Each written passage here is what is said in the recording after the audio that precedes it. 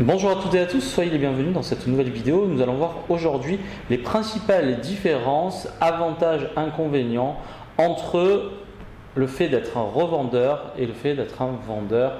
Et l'objectif de cette vidéo, c'est vraiment de vous donner les avantages et les inconvénients, mais aussi de vous permettre de mieux appréhender si vous êtes nouveau ou si parfois vous vous posez des questions avec le fonctionnement du business Amazon. Je vais faire un point sur les deux types d'activités. La première, vous êtes revendeur, vous achetez un produit existant, connu et vous vendez le vôtre sur Amazon. Et la deuxième option dont je parle tout le temps, c'est que vous créez votre marque privée, vous faites votre propre branding et dans ce cas-là, vous êtes un vendeur Amazon seller. Dans tous les cas, vous êtes un vendeur, mais si vous voulez, il y a des différences fondamentales qu'il est bon de comprendre pour ne pas faire un mauvais choix dès le départ et même en cours de chemin pour vous expliquer un petit peu ce qui peut vous attendre. Dans cette vidéo, alors excusez-moi, je coupe simplement le Wi-Fi pour ne pas être dérangé. Dans cette vidéo, je vais vous dire notamment qu'est-ce qui peut vous attendre lorsque vous choisissez de revendre des produits. Voici une image. Donc là, dans ce cas précis, il s'agit du fait d'être un revendeur, c'est-à-dire que vous achetez un produit existant et vous proposez le vôtre. Cela présente certains avantages, notamment le fait de pérenniser sur quelque chose qui est connu et donc qui bénéficie d'une notoriété naturelle. Dans un second temps, cela va vous permettre de générer des ventes rapides. Encore une fois, pourquoi? Parce que le produit est recherché. Sa mise en ligne est complètement facilitée parce que du coup, tout a été créé, vous n'avez plus qu'à venir vous greffer et donc c'est là aussi un très gros avantage parce qu'il faut savoir que si vous choisissez ce mode de fonctionnement, vous n'aurez qu'à rentrer la référence du produit et faire vendre le vôtre et tout de suite vous êtes un nouveau vendeur. Donc cela peut être vraiment intéressant, mais il est bon de vous rappeler quand même les faiblesses de ce modèle et notamment la première chose à vérifier, faites très attention, c'est toujours de voir si vous avez la possibilité de vendre ce produit car certaines marques peuvent refuser l'accès à la vente de ce produit et dans ces cas-là, avant d'acheter un stock, mon conseil qui a toute son importance, c'est de créer, d'essayer de vendre ce produit et de voir si vous avez l'autorisation de le faire avant de partir, là aussi dans des quantités importantes. Et je rajoute également qu'il va falloir que vous testiez avant là aussi de vous enflammer parce que parfois vous pouvez avoir des bonnes surprises et parfois de très mauvaises surprises, notamment quid si vous faites un grand stock et que vous ne parvenez pas à écouler votre marchandise, je ne sais pas ce que vous pourrez faire avec. Et donc le deuxième inconvénient et pas des moindres, vous vous en doutez, c'est qu'il faut savoir que ici là je vous mets la petite image, il y a ce que l'on appelle la boîte d'achat. La boîte d'achat, c'est un bouton jaune qui permet à un vendeur de bénéficier d'une meilleure visibilité concernant les ventes et pour le coup concrètement lorsque vous arrivez sur une fiche produit, vous allez voir ce gros bouton jaune, ça veut dire que ce vendeur bénéficie de la boîte d'achat et vous en tant que nouveau vendeur, très souvent ce qui va se passer, vous allez vous retrouver en dessous et donc là que va-t-il se passer pour vous et c'est le principal inconvénient, c'est que vous allez devoir vous livrer une guerre des prix. Et encore une fois, posez-vous toujours la question, est-ce que je gagne de l'argent ou est-ce que je fais juste ça pour m'amuser? Et donc là, pour le coup, il y a beaucoup de personnes aujourd'hui qui ont l'impression que il suffit d'acheter des lots pour réussir. Et pour le coup, c'est un peu plus complexe que cela, car là aussi, il faut savoir qu'il y a pas mal de personnes qui font appel à des plateformes de déstockage.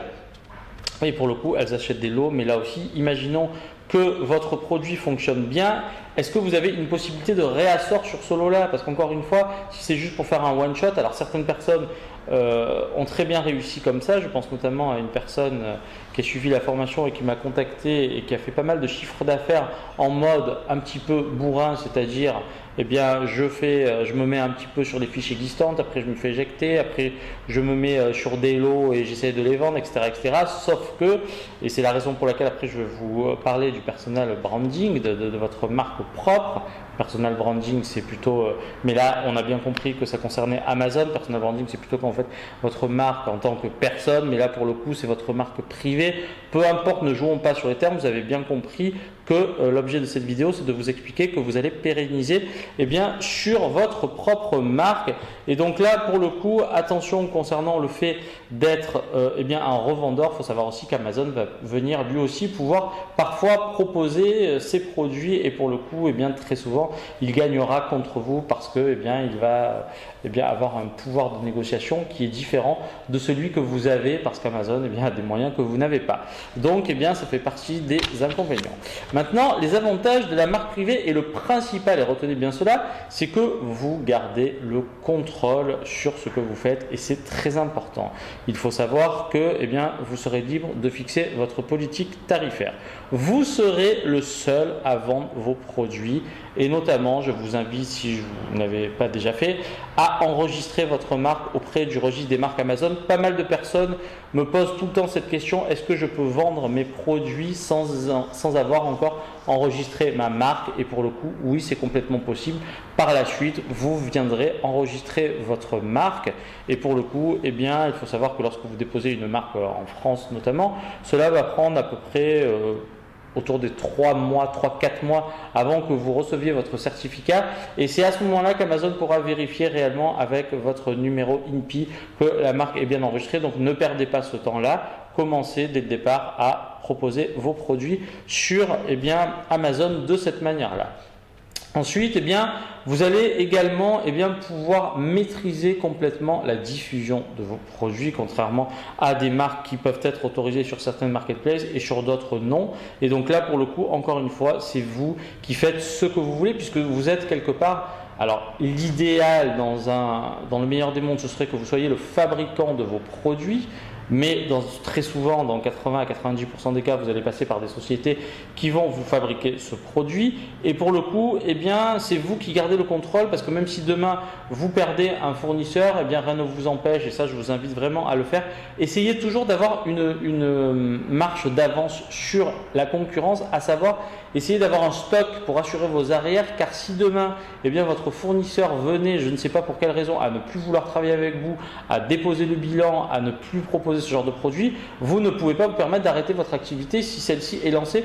Donc pensez toujours à votre plan B, ça je le dis suffisamment, de la même manière que ne mettez pas tous vos œufs dans le même panier, c'est très important. Essayez d'être un petit peu partout de manière à absorber un petit peu les aléas du métier, et cela vous permettra de vous maintenir à flot, car comme toute activité, il y a des fluctuations, et pour le coup, l'idée derrière tout ça, c'est vraiment de vous permettre d'avoir une progression assez linéaire, mais surtout sachez qu'il faut absolument se trouver dans l'anticipation à partir du moment où vous avez envie d'obtenir de bons résultats.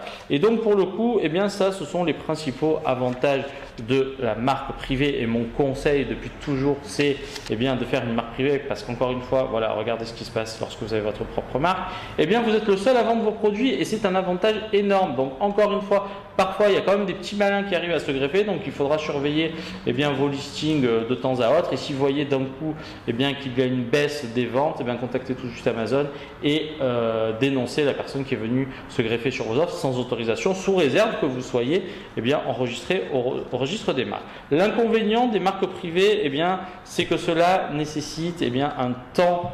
Il va falloir vous armer un petit peu de patience.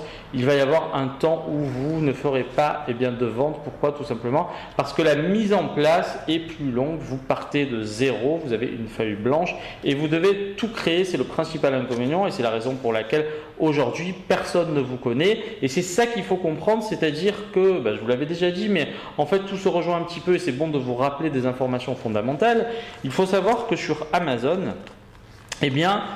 aujourd'hui, les gens effectuent des recherches, et donc Amazon est devenu, je vous l'avais déjà dit, il y a une tendance qui vient des États-Unis qui dit Google It on Amazon, c'est-à-dire qu'Amazon est devenu un moteur recherche produit. Et vous, votre travail consiste d'une part à fournir un produit de qualité, ça c'est primordial, et dans un second temps consiste à faire remonter vos offres exactement de la même manière que lorsque vous faites du référencement naturel sur Google, avec là aussi la possibilité de faire des campagnes de liens sponsorisés, pour Amazon c'est la même chose, vous avez cruellement besoin de visibilité et la visibilité coûte de l'argent, il faut le savoir, et donc vous devrez prévoir un budget marketing pour vous permettre de positionner vos offres jusqu'à que celles-ci fonctionnent bien, et après vous commencerez à générer plus de ventes et le travail sera plus facile.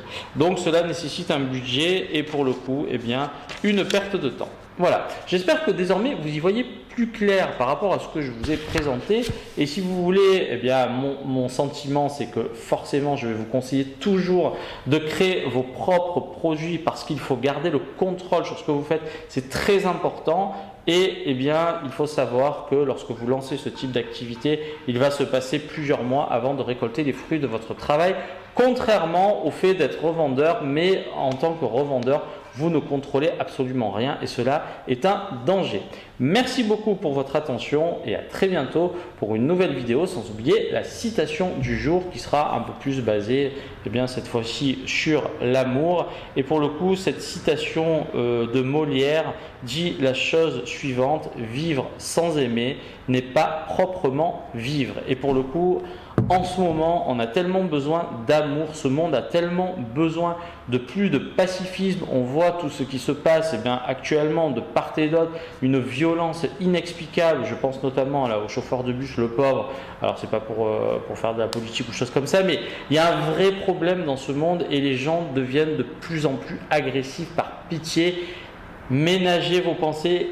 Soyez à l'apaisement, c'est tellement important. On ne voit que de la violence de partout, c'est juste fatigant. Et moi, mon conseil, c'est vraiment d'essayer de vous maîtriser et pour le coup, aimer, ça fait partie d'un monde meilleur. Que va-t-on laisser à nos enfants? C'est une question que l'on doit se poser au quotidien. Donc parfois, quand vous avez des sources de tiraillement, des tensions au sein de vos relations personnelles, au sein de la société en général, prenez toujours du recul et réfléchissez sur la légitimité de ce que vous pouvez prétendre faire et ne pas faire. Et très souvent, quand vous prenez du recul, vous allez voir que la plupart du temps, l'agressivité ne sert strictement à rien. Merci beaucoup et à très bientôt pour une nouvelle vidéo. Tchuss!